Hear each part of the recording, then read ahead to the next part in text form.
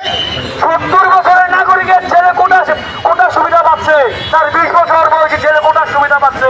এটা কি হাস্যকর না? এটা এই অঙ্ক কি আপনারা মিলাতে পারবেন? আমি আজকের এই জায়গা থেকে দুইটা দাবি আপনাদের কাছে উপস্থাপন করছি। এই যে কোটা নামক যে বৈষম্য, এই বৈষম্যমূলক কোটা প্রথা বাদ দিতে হবে। এই বৈষম্যমূলক কোটা প্রথা বাদ দিয়ে মেডিকেলের রেজাল্ট আবারও পুনরাবে প্রকাশ করতে হবে। 41-37 পাওয়া অযোগ্যরা কখনো ডাক্তার হতে পারে না। আজকে 41 পেয়ে যারা ডাক্তার হবে, আপনি খেয়াল করলে দেখবেন 10 বছর পরে এই অযোগ্যরাই আপনার চিকিৎসা দেবে। আপনি যখন দেখবেন যে মোবাইল খুলে চিকিৎসা নামক বই পড়ছে, আপনাকে ট্রিটমেন্ট দিচ্ছে, তখন আপনি অবাক হওয়া ছাড়া আর কিছুই করতে পারবেন না। তো আপনাদের নিজেদের অধিকার যদি বাস্তবায়ন করতে চান, এই সকল অযোগ্য ব্যক্তিদের বিরুদ্ধে কঠোর হুঁশিয়ারি দেন। সামনের বাংলাদেশ যদি সুন্দরভাবে আমরা গঠন করতে চাই, অযোগ্যদেরকে কোনোভাবেই মূল্যায়ন করা যাবে না।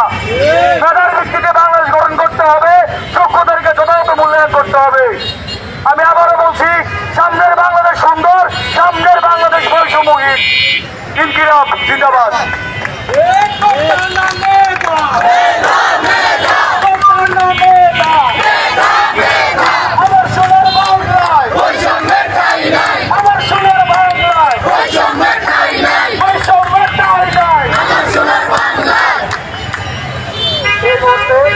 বক্তৃতা দেবেন আমাদের বৈষম্য বিরোধী ছাত্র আন্দোলনের সংগ্রামী আহ্বায়ক মোহাম্মদ আবু রায়ান।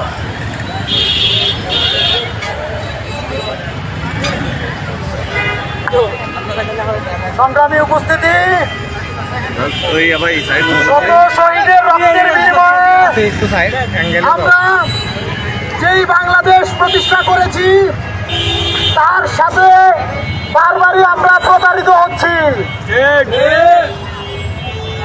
আমরা আশা করেছিলাম স্বৈরাচারী শেখ হাসিনা পালানোর পরে আর কোনো বৈষম্যমূলক কোটা প্রথা থাকবে না, কিন্তু এখনো কোটা প্রথার ভিত্তিতে বিভিন্ন ধরনের ভর্তি পরীক্ষা, নিয়োগ পরীক্ষা পরিচালিত হচ্ছে।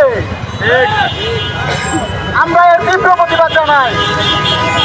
আগামীর বাংলাদেশে সকল ধরনের ইউনিভার্সিটি, সকল ধরনের চাকরির পরীক্ষা, সকল ধরনের ভর্তি পরীক্ষা থেকে শুধুমাত্র উপজাতি এবং প্রতিবন্ধী কোটা ছাড়া সকল কোটা অবিলম্বে বিলোপ করার জন্য অনুরোধ করছি।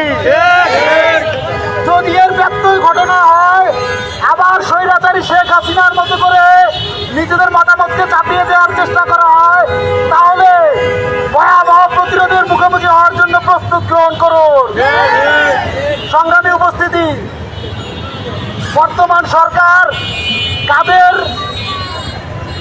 মনোবাসনা পূরণ করার জন্য কাজ করছে আমাদের বোধগম্য নয়। কোটার মাধ্যমে অযোগ্য লোকজন যদি ডাক্তার হয়, তাহলে বাংলাদেশের চিকিৎসা ব্যবস্থা ভেঙে পড়বে। বাংলাদেশে যখন অযোগ্য ডাক্তার তৈরি হবে, তারা বিভিন্ন পার্শ্ববর্তী দাদাদের দেশে চিকিৎসা নেওয়ার জন্য যাবে। এই পরিকল্পনা বাস্তবায়ন করার জন্যই কি কোটার মাধ্যমে মেডিকেলের ভর্তি পরীক্ষার রেজাল্ট দেওয়া হয়েছে? আমরা অবিলম্বে ছাত্র জনতা যেই প্রত্যাশায় জীবনকে বিলিয়ে দিয়েছে, সেই প্রত্যাশা পূরণ করার জন্য অনুরোধ করব। অথবা আপনারা যদি ছাত্র জনতার প্রত্যাশাকে বাস্তবায়ন করতে না পারেন, তাহলে গদি ছেড়ে দেন। ছাত্র জনতা যারা রক্ত দিয়েছে, যারা আহত পঙ্গু হয়েছে, তাদেরকে সরকারে বসাবে এবং ছাত্র জনতা দেখিয়ে দেবে কিভাবে জনগণের প্রত্যাশা পূরণ করতে হয়। সংগ্রামী উপস্থিতি, আমরা বর্তমান সরকারকে 3 দিনের সময় দিলাম। 3 দিনের ভিতরে মেডিকেলের ভর্তি পরীক্ষার রেজাল্ট পুনঃপ্রকাশ না করলে আবার রাজপথে দেখা হবে ইনশাআল্লাহ।